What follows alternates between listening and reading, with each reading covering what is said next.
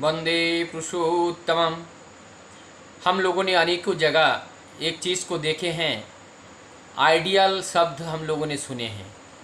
Ideal का मतलब है who have all the idea, जिनके पास सारे आइडिया होते हैं वही आइडियल होते हैं। तो इस आइडियल जिनके जीवन में ना हो तो उनका जीवन क्या होता है। हम लोग कहते हैं जीवन में आइडियल होना चाहिए, आइडियल ना हो तो जीवन कैसा होता है और तब उनके जीवन में क्या समस्याएं आके खड़ी होती हैं।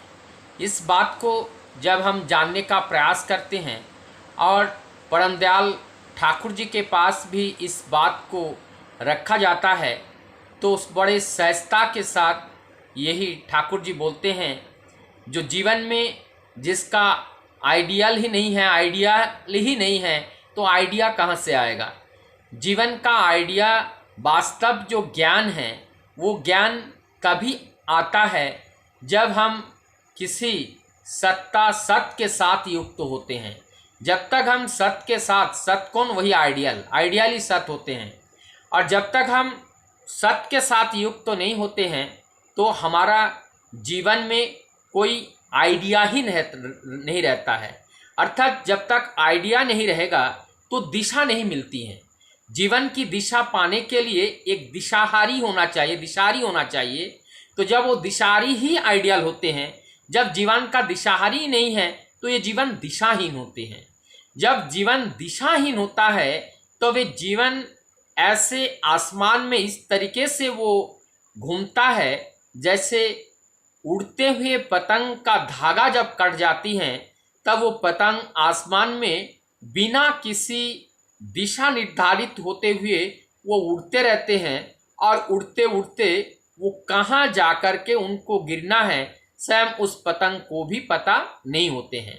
तो हमारा जीवन ठीक वैसा ही होता है। आदर्श विहीन जीवन कटे हुए पतंग की तरह होती हैं कि ये कहाँ जाएगा, कहाँ जाके रुकेगा, इसका कोई ठिकाना नहीं है। जहाँ से हम गए वहाँ वापस आ पाएंगे या नहीं पाएंगे, इसका भी कोई दिशा निर्देश नहीं होता है। तो इसका मतलब है कि हम मनुष्य कुल में आए हैं और मनुष्य कुल में दोबारा आ पाएंगे या नहीं आ पाएंगे, इसका कोई गारंटी नहीं है उनके लिए जिनके जीवन में आदर्श नहीं होता है, आइडियल नहीं होते हैं।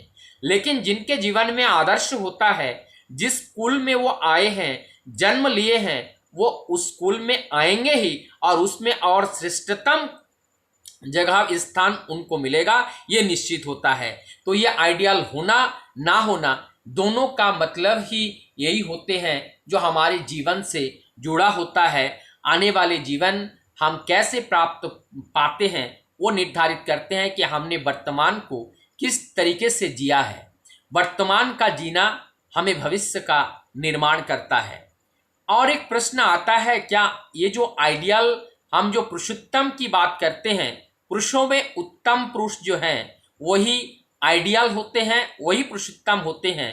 तो क्या ये हर युग में आते हैं, हर युग में इनको आना पड़ता है? तो इस बात के जवाब में जब ठाकुर जी बोलते हैं कि इस जब पुरुषोत्तम आते हैं वो लंबे अंतराल के बाद पुरुषोत्तम का आना होता है, क्योंकि वो उनके बीच में अनेक पावक पुरुष आते हैं, अनेक पावक पुरुष आते हैं और वो पावक पुरुष आ करके आइडियल की जो कार्य हैं, जो पुरुषोत्तम का जो कार्य हैं, जो कार्य ठीक से नहीं चल रहा है उस कार्यों को गति देने के लिए बीच बीच में महापुरुष के रूप में कुछ पावक पुरुष आते हैं और उस पावक पुरुष आकर के पुरुषोत्तम के उस कार्यों को आगे बढ़ाने के लिए सहयोग करते हैं। तो इस तरीके से एक समय में अनेकों पावक पुरुष आ सकते हैं, लेकिन ये पुरुषोत्तम अनेक लंबे समयांतराल के बाद इस धरा पे वो आविर्भूत होते हैं और उनका आना तब होता है जब एकदम चरम होते हैं और उस चरम में उस परम का आविर्भाव होता है।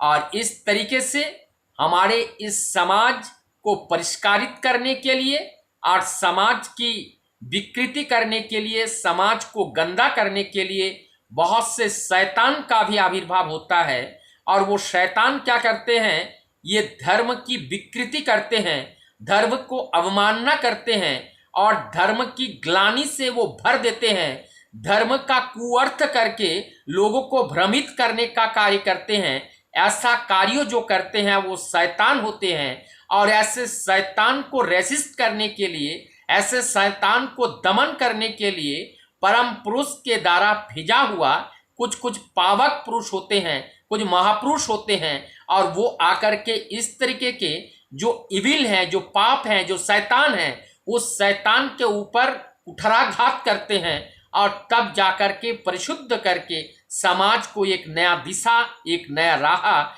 एक नया रास्ता वो देते हैं, जिससे हमारी जीवन चलने के पथ पर बड़ा सहज और सरल हो जाता है। वंदे पुरुषोत्तम।